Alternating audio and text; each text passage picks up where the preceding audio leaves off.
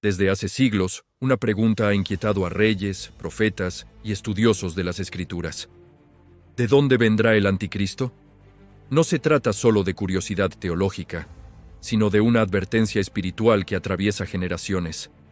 La Biblia no lo presenta como un simple enemigo político, sino como el reflejo más oscuro del corazón humano, un hombre que se elevará sobre toda autoridad y buscará sentarse en el trono que solo pertenece a Dios. Pero hay algo más. Los antiguos profetas dejaron pistas, ocultas en visiones, sueños y símbolos, que podrían revelar el origen exacto de aquel que traerá la última gran rebelión. El profeta Daniel lo vio venir, el apóstol Pablo lo describió con detalle, y el apóstol Juan lo enfrentó en sus visiones del Apocalipsis, pero cada uno dejó una pieza diferente del rompecabezas. Una pieza que, cuando se une, dibuja un mapa profético que apunta hacia un lugar concreto en la tierra. Un lugar donde política, religión y poder espiritual se entrelazan como tres serpientes compartiendo el mismo veneno. Y aunque el mundo se ha acostumbrado a mirar hacia Oriente, la verdad podría estar más cerca de lo que imaginamos. Porque el anticristo no solo vendrá de una nación, sino de un sistema, de una herencia, de una raíz que lleva siglos creciendo en silencio. Así que, prepárate para recorrer las páginas más misteriosas de la Biblia, donde cada palabra encierra una advertencia, y cada símbolo apunta a un solo destino: la revelación del hombre de pecado. Lo único que te pido a cambio es dar clic en el botón de suscribirse. El concepto del anticristo no nació en la imaginación moderna. Está profundamente enraizado en las Escrituras, y sus primeras huellas aparecen en los escritos del apóstol Juan. En su primera carta, Juan advierte: «Hijitos, ya es el último tiempo, y según vosotros oísteis que el anticristo viene, así ahora han surgido muchos anticristos. Por esto conocemos que es el último tiempo». Por esto conocemos que es el último tiempo. Primera de Juan, capítulo 2, versículo 18. Aquí Juan no solo anuncia una figura futura, sino que revela algo inquietante. El espíritu del anticristo ya estaba actuando en su época. Esto nos enseña algo profundo. El anticristo no aparece de repente. Se manifiesta primero como una idea, como una influencia invisible que prepara el terreno espiritual antes de materializarse en un hombre. Un espíritu de engaño, de orgullo, de oposición directa a la verdad de Cristo. En los primeros siglos, los cristianos sabían que esta figura surgiría en un contexto de confusión religiosa. Sería carismático, sabio, incluso benevolente ante los ojos del mundo. Pero bajo esa apariencia de luz, se ocultaría la sombra del destructor. El profeta Daniel lo llamó el cuerno pequeño, un símbolo que crece entre los reinos del mundo, derribando tronos y palabras santas. Y hablará palabras contra el Altísimo, y a los santos del Altísimo quebrantará, y pensará en cambiar los tiempos y la ley. Daniel, capítulo 7, versículo 25. Desde entonces, los teólogos comenzaron a buscar dónde podría surgir ese reino, esa estructura política y espiritual que le daría poder. Algunos miraron hacia Roma, otros hacia el Medio Oriente, y algunos incluso hacia Jerusalén misma, como si el enemigo se alzara desde dentro de lo sagrado. Pero antes de mirar hacia naciones o fronteras, la Biblia nos enseña que el anticristo emergerá desde una corrupción espiritual interna, una rebelión que nace en el corazón del hombre, y que se extenderá como una enfermedad sobre los imperios del mundo. El anticristo no es solo un líder, es la culminación de una rebelión milenaria, una rebelión que comenzó en el mismo cielo. El profeta Daniel no fue un simple visionario. Fue un hombre exiliado en Babilonia, rodeado por la idolatría y el poder político más grande de su tiempo. Y fue allí, en esa tierra extranjera, donde Dios le mostró uno de los secretos más grandes del fin de los tiempos. En el capítulo 2 del libro de Daniel, el rey Nabucodonosor soñó con una gran estatua. Su cabeza era de oro, su pecho de plata, su vientre de bronce, sus piernas de hierro, y sus pies una mezcla de hierro y barro. Nadie en todo el imperio pudo interpretar ese sueño. Nadie, excepto Daniel. El profeta reveló que cada parte de esa estatua representaba un imperio futuro: Babilonia, Medo-Persia, Grecia y Roma. 4 reinos humanos que se sucederían hasta el fin de los tiempos. Pero lo más importante no era el oro ni el hierro, era lo que vendría después. Daniel explicó que, en los días del cuarto reino, el Imperio Romano, surgiría un poder diferente, un reino dividido, débil y fuerte a la vez. De allí, de esa mezcla de hierro y barro, nacería una bestia final, una autoridad que uniría poder político y religión. De entre ellos saldrá otro cuerno pequeño, delante del cual serán arrancados 3 cuernos. Y he aquí que este cuerno tenía ojos de hombre, y una boca que hablaba grandes cosas. Daniel 7:8. Ese cuerno pequeño representa al Anticristo, un líder que surgirá de los restos del antiguo imperio, cuando los reinos del mundo vuelvan a reorganizarse bajo una sola autoridad. Los eruditos antiguos notaron algo. Daniel menciona 10 cuernos que representan 10 reinos, y del 11º surge uno nuevo, más fuerte, más arrogante, que domina a los demás. Algunos vieron en esto una referencia a la Europa moderna, una confederación de naciones que heredó la raíz cultural y política del Imperio Romano. Otros señalaron hacia el Mediterráneo oriental, donde los imperios babilónicos, persas y griegos dejaron su huella. Sea como sea, Daniel fue claro: el poder del Anticristo será global, pero su origen será romano. Su autoridad se levantará desde un sistema que combina la fuerza del hierro, el dominio militar y la fragilidad del barro, la corrupción espiritual. Daniel vio al Hijo de Perdición hablar con grandeza, perseguir a los santos del Altísimo y pensar que podría cambiar los tiempos y la ley. Eso no es solo una descripción política, es una advertencia espiritual. El Anticristo no solo gobernará sobre naciones, intentará reescribir la verdad misma, distorsionar lo sagrado y sentarse en el lugar del Altísimo. Pero se sentará el juez y le quitarán su dominio, para que sea destruido y arruinado hasta el fin. Daniel 7:26. El profeta Daniel vio la imagen de los imperios y la figura del cuerno pequeño. Pero siglos después, el apóstol Pablo recibió una revelación más directa. La manifestación del Anticristo no sería solo política, sino espiritual. En su segunda carta a los tesalonicenses, Pablo escribió palabras que aún hoy resuenan con poder. No os dejéis mover fácilmente de vuestro modo de pensar, ni os conturbéis, porque no vendrá el día del Señor, sin que antes venga la apostasía, y se manifieste el hombre de pecado, el hijo de perdición. 2 Tesalonicenses 2:3. Pablo no habla de un simple líder enemigo, habla de un evento cósmico, una rebelión espiritual dentro del mismo terreno de la fe. El término apostasía significa abandono de la verdad. Y según Pablo, antes de que el Anticristo aparezca públicamente, el mundo, incluso parte de la Iglesia, caerá en confusión espiritual, el cual se opone y se levanta contra todo lo que se llama Dios o es objeto de culto, tanto que se sienta en el templo de Dios como Dios, haciéndose pasar por Dios. 2 Tesalonicenses 2:4. Esa frase, se sienta en el templo de Dios, ha sido objeto de debate durante siglos. Algunos interpretan que se refiere a un templo físico reconstruido en Jerusalén. Otros creen que se trata de un templo espiritual, una metáfora de la autoridad religiosa usurpada por alguien que toma el lugar de Cristo. Sea cual sea la interpretación, el mensaje es claro. El Anticristo no aparecerá con violencia al principio. Vendrá como alguien que ofrece paz, orden, unidad y una solución para los problemas del mundo. Pablo agrega algo sorprendente.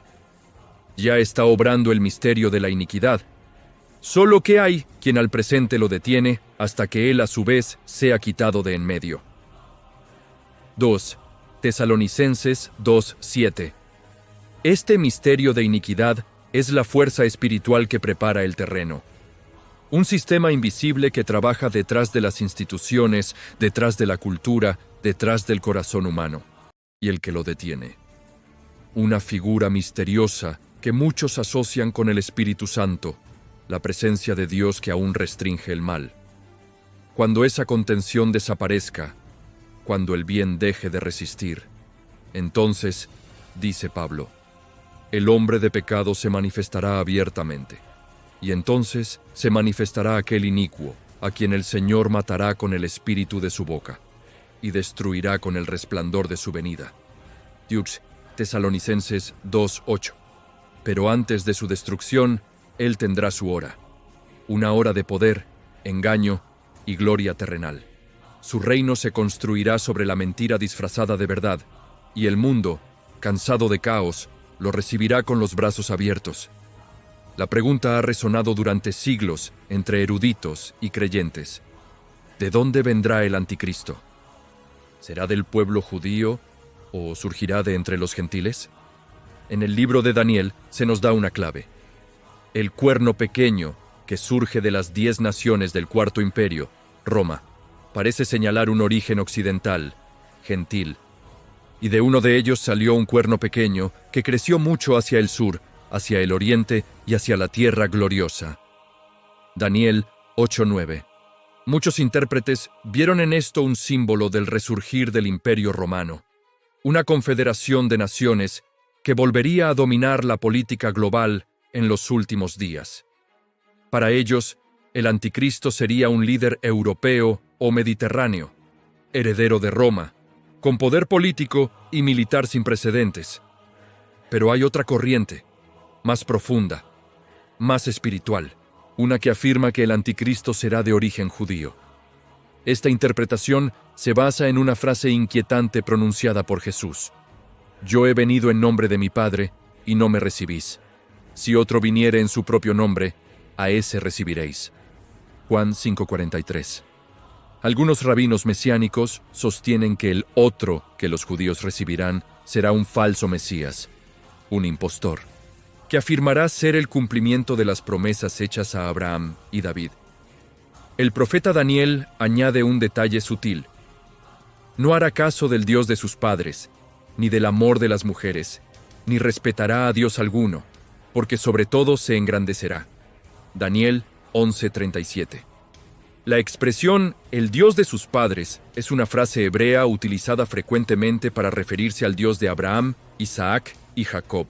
Eso ha llevado a muchos estudiosos a pensar que el anticristo podría tener raíces judías, pero una fe completamente corrompida, rechazando su herencia espiritual y erigiéndose a sí mismo como divinidad. En ese contexto, su llegada sería el último engaño, presentarse como el cumplimiento del Mesías esperado, ofreciendo paz, prosperidad y la reconstrucción del templo. Pero hay un tercer punto de vista, quizá el más equilibrado, que su linaje será mixto, una figura con ascendencia tanto judía como gentil, un puente entre Oriente y Occidente, capaz de unir religiones, pueblos y economías bajo una sola bandera. En Apocalipsis, Juan describe a la bestia como una amalgama de poderes. Y la bestia que vi era semejante a un leopardo, sus pies como de oso y su boca como boca de león. Apocalipsis 13:2.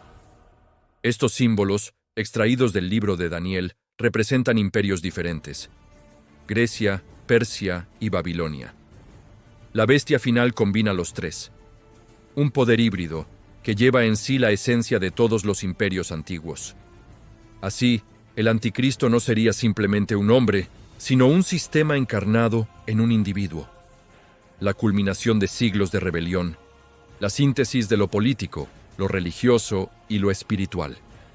Un líder que hablará de unidad, que sanará divisiones aparentes y que, cuando el mundo se incline ante él, revelará su verdadero rostro. ¿Será judío o gentil? Quizá ambas cosas, porque su verdadera identidad no se define por su sangre, sino por su espíritu, el espíritu del engaño, del poder y de la exaltación del hombre por encima de Dios. ¿En lo que opinas? Deja un comentario mientras ves esto. Responderé a todos los comentarios. Durante siglos, el mundo ha sido moldeado, capa por capa, por fuerzas invisibles que preparan el terreno para una sola cosa: la manifestación final del poder del anticristo. No comenzó con guerras ni con armas. comenzó con ideas, con la lenta erosión de lo sagrado, con el reemplazo de la verdad por conveniencia. El apóstol Pablo lo advirtió. El misterio de la iniquidad ya está en acción. Segunda de Tesalonicenses, capítulo 2, versículo 7. Sí, ya estaba en marcha hace 2000 años. Una corriente subterránea, espiritual, que ha ido ganando forma en cada imperio, en cada sistema, en cada ideología que exalta al hombre por encima de Dios. Hoy, ese misterio tiene un nombre: el nuevo orden mundial.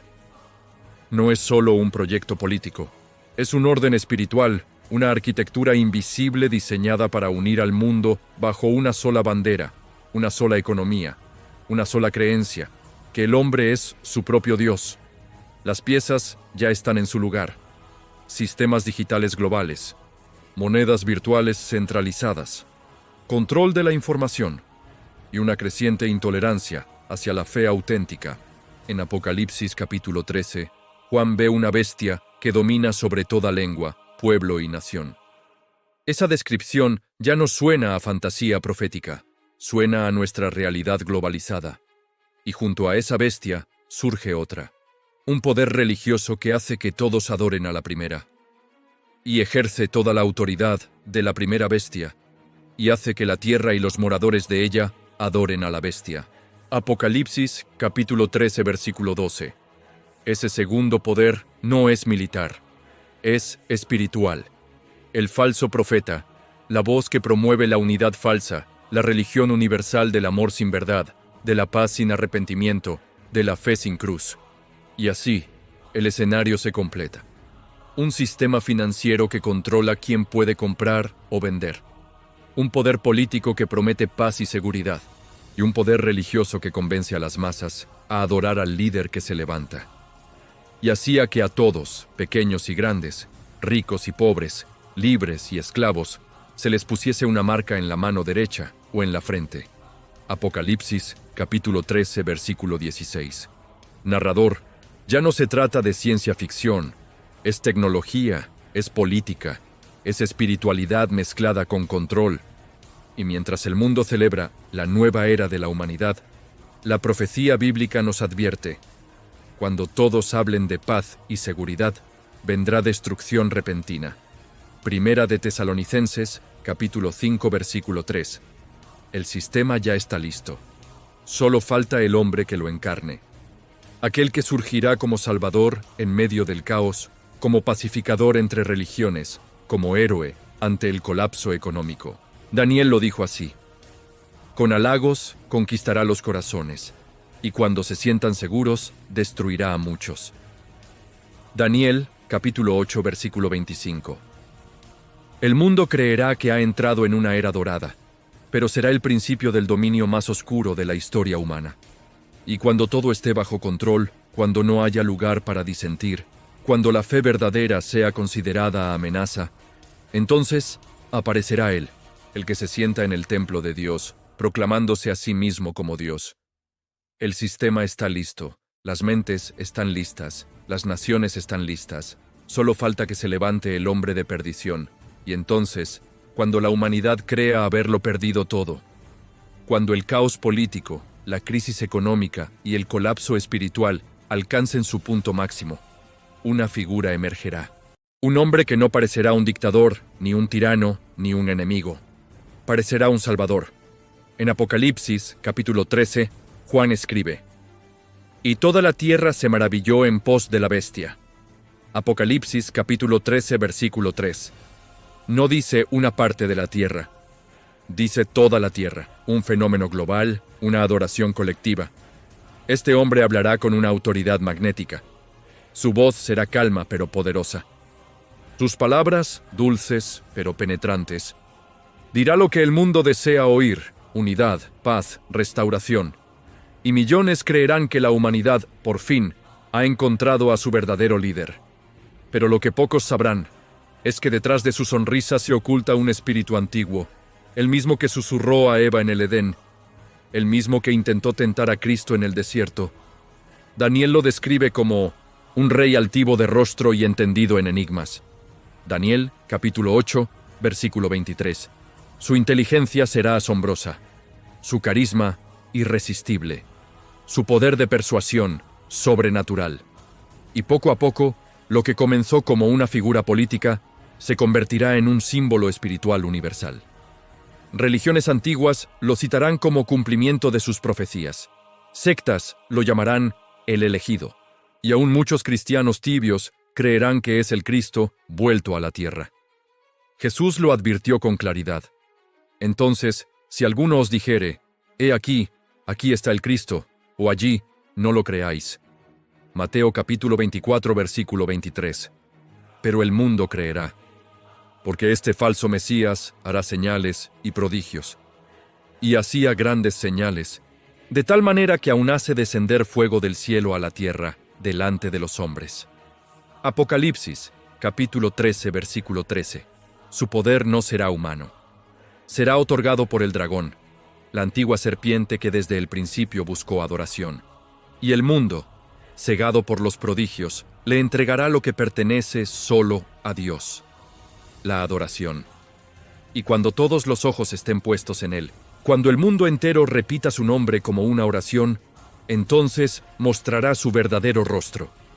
El pacificador se volverá perseguidor, el salvador se convertirá en dictador.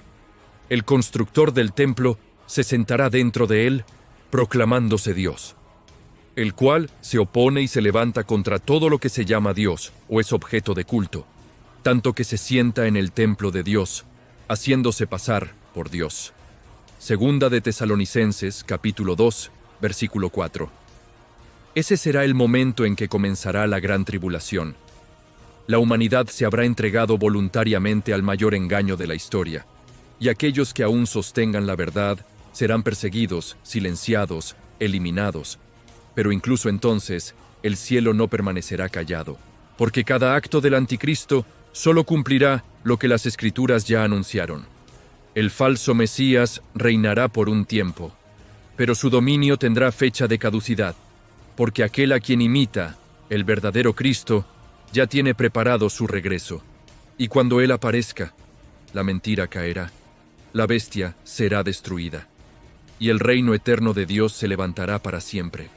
El ascenso del anticristo traerá consigo el comienzo del tiempo más oscuro que el mundo haya conocido. Un tiempo donde el bien será llamado mal, y el mal será celebrado como bien. El libro de Apocalipsis lo describe así: y se le permitió hacer guerra contra los santos y vencerlos. Apocalipsis, capítulo 13, versículo 7. El enemigo no buscará solo poder político o religioso, buscará adoración total. Querrá el alma del hombre, su mente, su lealtad, su silencio. Pero habrá quienes no se inclinen. Un remanente. Un pueblo que aún recordará las palabras del Maestro: sé fiel hasta la muerte, y yo te daré la corona de la vida. Apocalipsis capítulo 2, versículo 10. En medio del dominio de la bestia, los santos no llevarán la marca del sistema, sino el sello del Espíritu Santo. Una marca invisible para los hombres, pero imborrable ante los ojos de Dios. Mientras el mundo celebra la nueva era, ellos serán perseguidos, encarcelados, ejecutados, no por crimen alguno, sino por negarse a adorar al impostor. Y hacía que todos se les pusiese una marca en la mano derecha o en la frente, y que ninguno pudiese comprar ni vender, sino el que tuviese la marca o el nombre de la bestia. Apocalipsis capítulo 13, versículo 16 al 17. Esa marca no será solo tecnológica, será espiritual, un símbolo de obediencia, un pacto con la mentira, una alianza con el sistema que se opone a Dios.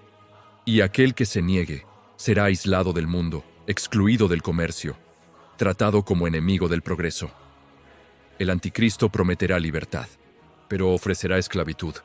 Prometerá prosperidad, pero entregará ruina. Y mientras más gente se someta a su marca, menos podrán recordar quiénes fueron. En ese tiempo, el cielo no permanecerá en silencio. Vi debajo del altar las almas de los que habían sido muertos por causa de la palabra de Dios y por el testimonio que tenían. Apocalipsis, capítulo 6, versículo 9. Ellos clamarán: ¿Hasta cuándo, Señor santo y verdadero, no juzgas y vengas nuestra sangre en los que moran en la tierra? Apocalipsis capítulo 6, versículo 10. Y se les dará vestiduras blancas, símbolo de pureza, fidelidad y victoria eterna. Sí, victoria, porque aunque el mundo los considere derrotados, en los ojos del cielo serán los verdaderos vencedores. El anticristo podrá dominar cuerpos, pero no podrá poseer almas. Podrá apagar vidas, pero no podrá extinguir la fe. El profeta Daniel lo vio siglos antes. El pueblo que conoce a su Dios se esforzará y actuará. Daniel, capítulo 11, versículo 32. En medio de la oscuridad, los fieles se levantarán como faros en la noche. No buscarán fama ni reconocimiento, solo permanecer firmes en la verdad. Y su testimonio será como una semilla eterna, que aún después de su muerte, seguirá hablando a las generaciones futuras. El sello de la fidelidad no se imprime en la piel, se graba en el corazón, y cuando todo el mundo adore a la bestia, ellos mirarán hacia el cielo y dirán, solo Jesús es el Señor. Porque aunque el anticristo tenga su marca, el Cordero también tiene la suya, y sobre los montes de Sión se escuchará el nombre de aquellos que no doblaron sus rodillas ante el engaño. Y miré, y he aquí el Cordero estaba en pie sobre el monte de Sión, y con él 144,000 que tenían el nombre de su Padre escrito en sus frentes. Apocalipsis capítulo 14, versículo 1. Ellos son los verdaderos libres, los que no cedieron, los que vencieron, no con espadas, sino con fe. El tiempo de la oscuridad llega a su fin. Los imperios humanos tiemblan, las potencias del mundo se confunden, y los ejércitos del mal, liderados por el anticristo, se preparan para la última batalla. El profeta Zacarías lo anunció. Reuniré a todas las naciones para combatir contra Jerusalén, y la ciudad será tomada. Zacarías, capítulo 14, versículo 2. Pero cuando todo parezca perdido, cuando la humanidad crea que la oscuridad ha vencido, un estruendo celestial sacudirá los cielos. El mundo mirará al oriente, y entre las nubes, una luz más brillante que 1000 soles se abrirá paso. Entonces verán al Hijo del Hombre viniendo sobre las nubes del cielo, con poder y gran gloria. Mateo capítulo 24, versículo 30. Él regresa, el león de la tribu de Judá, el Rey de reyes, el Señor de señores. Y con el resplandor de su venida, el anticristo caerá. Y entonces se manifestará aquel inicuo, a quien el Señor matará con el espíritu de su boca, y destruirá con el resplandor de su venida. Segunda de Tesalonicenses, capítulo 2, versículo 8. Los cielos se abrirán como un pergamino, las estrellas caerán, y la tierra se estremecerá ante la voz del que cabalga el caballo blanco. Y vi el cielo abierto, y he aquí un caballo blanco, y el que lo montaba se llamaba Fiel y Verdadero. Y en su vestidura y en su muslo tiene escrito este nombre: Rey de reyes y Señor de señores. Apocalipsis, capítulo 19, versículo 11 al 16. El anticristo, el falso profeta, los reinos corruptos, y todos los que se levantaron contra Dios caerán ante su presencia. Las ciudades se derrumbarán, los ídolos serán destruidos, las voces del infierno serán silenciadas, y el nombre de Jesús resonará por toda la creación. Así termina el gobierno del engaño. El trono de la mentira es derribado, y el verdadero reino comienza. Y vi un ángel descender del cielo con la llave del abismo, y prendió al dragón, la serpiente antigua, que es el diablo y Satanás, y lo ató por 1000 años. Apocalipsis capítulo 20, versículo 1 al 2. El mundo será purificado por fuego, y de las cenizas surgirá una nueva era, no un imperio humano, sino el reino eterno del Mesías. Y el séptimo ángel tocó la trompeta, y hubo grandes voces en el cielo que decían: Los reinos del mundo han venido a ser de nuestro Señor y de su Cristo, y Él reinará por los siglos de los siglos. Apocalipsis capítulo 11, versículo 15. Las guerras cesarán, el dolor desaparecerá, y aquel que fue despreciado y crucificado será ahora adorado por todas las naciones.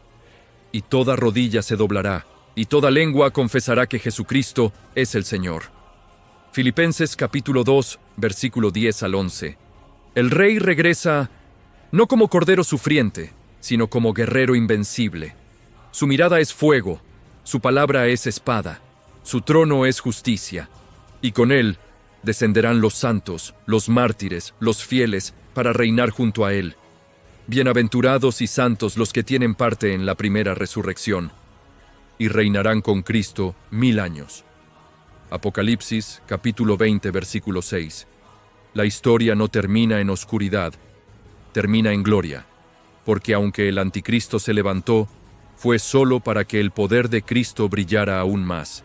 Él reina, Él vive, Él vuelve. Y vi un cielo nuevo y una tierra nueva, y oí una gran voz del cielo que decía: He aquí el tabernáculo de Dios con los hombres. Apocalipsis, capítulo 21, versículo 1 al 3. El fin de la oscuridad es solo el principio de la eternidad. El regreso del Rey no es una historia, es una promesa, y su cumplimiento está más cerca de lo que el mundo imagina. Prepárate, porque cuando el cielo se abra, no habrá tiempo para elegir. Solo habrá 2 palabras que importen: fui fiel. Todo comenzó con una promesa escrita hace miles de años. Una promesa que el mundo ha olvidado, pero que el cielo jamás ha cancelado. He aquí, vengo pronto. Apocalipsis, capítulo 22, versículo 12. Durante siglos, reyes y naciones han caído. Imperios se han levantado y desvanecido, pero esta promesa permanece. El anticristo vendrá, sí. El mundo enfrentará tribulación. Pero el final no será destrucción, será restauración. Y enjugará Dios toda lágrima de los ojos de ellos, y ya no habrá muerte, ni llanto, ni clamor, ni dolor. Apocalipsis capítulo 21, versículo 4. En ese día, el dolor que llevas se desvanecerá. Las heridas serán sanadas, las pérdidas se convertirán en victoria, y la fe que mantuviste en silencio será recompensada ante todo el universo. Si hoy escuchas esto, no es casualidad. Dios sigue llamando a los suyos, no con gritos, sino con un susurro en el alma que dice: vuelve a mí antes de que sea tarde. He aquí, yo estoy a la puerta y llamo. Si alguno oye mi voz y abre la puerta, entraré a él. Apocalipsis capítulo 3, versículo 20. Aún hay tiempo, aún hay gracia, aún hay perdón. Jesús no busca multitudes, busca corazones dispuestos. Personas que digan: Señor, aunque el mundo caiga, yo te seguiré. Porque al final de todo, no importará cuánto poder tuvo el anticristo, ni cuántas mentiras creyó el mundo. Solo importará una cosa: si tu nombre está escrito en el libro de la vida. Y el que no se halló inscrito en el libro de la vida, fue lanzado al lago de fuego. Apocalipsis capítulo 20, versículo 15. Pero para los fieles, para los que esperaron, resistieron y creyeron, se abrirán las puertas del reino eterno. Venid, benditos de mi Padre, heredad del reino preparado para vosotros desde la fundación del mundo. Mateo capítulo 25, versículo 34. En ese lugar no habrá templos, porque el mismo Dios morará con su pueblo. No habrá noche, porque el Cordero será su luz. Y no habrá más maldición, y el trono de Dios y del Cordero estará en ella, y sus siervos le servirán. Apocalipsis, capítulo 22, versículo 3. Esa es la verdadera victoria, no la de los poderosos, sino la de los que fueron fieles en lo pequeño. Y mientras el mundo se prepara para el regreso del falso Mesías, los que conocen la verdad levantan sus ojos al cielo y dicen: ven, Señor Jesús. El que da testimonio de estas cosas dice: ciertamente vengo en breve. Amén. Sí, ven, Señor Jesús. Apocalipsis capítulo 22, versículo 20. No temas, el reino que viene no tendrá fin. Apocalipsis, la verdad que el mundo intenta ocultar. Haz clic en el video que aparece en pantalla para aprender más. No olvides suscribirte al canal. Nos vemos en la próxima.